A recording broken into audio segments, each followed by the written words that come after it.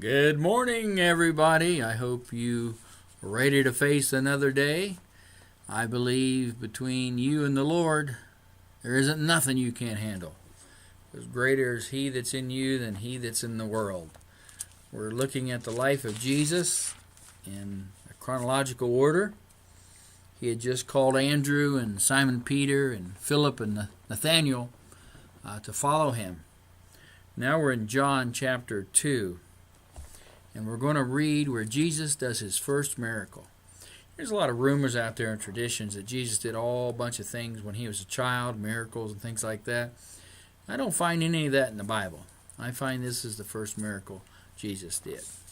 So read with me, or I read aloud. In the third day there was a marriage in Canaan of Galilee, and the mother of Jesus was there. And both Jesus was called and his disciples to the marriage. And when they wanted wine, the mother of Jesus said unto him, They have no wine. And Jesus said to her, Woman, what have I to do with thee? My hour is not yet come. His mother said unto the servants, Whatsoever he saith unto you, do it. And there set there 6 water pots, stone, after the manner of purifying of the Jews, containing 2 to 3 firkins apiece. And Jesus said unto them, Fill the water pots with water. And they filled them up to the brim. And Jesus said unto them, Draw out now, and bear unto the governor of the feast. And they bared it. And the ruler of the feast had tasted the water that was made wine, and knew not whence it was. But the servants which drew the water knew. The governor of the feast called the bridegroom. And he said unto him, Every man at the beginning doeth set forth good wine.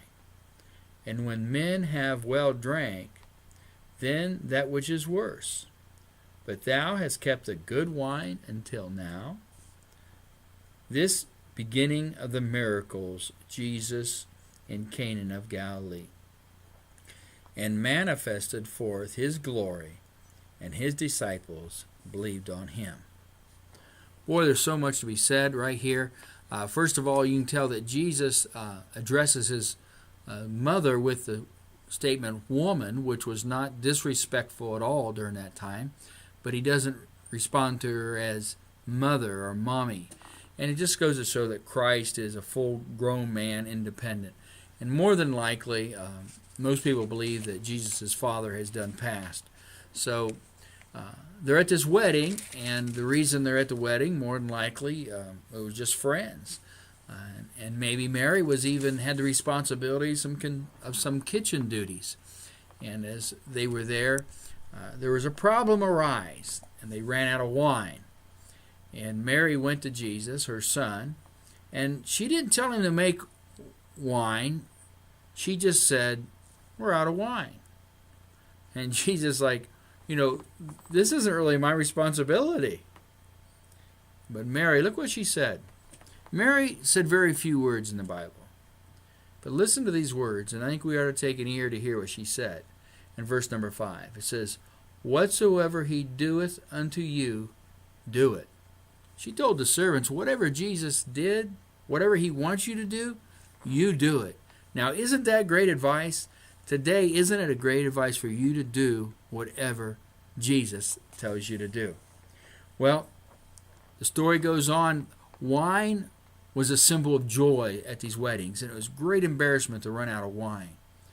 And they ran out of wine, so Jesus makes more wine for them, and the wine was even better than the first wine.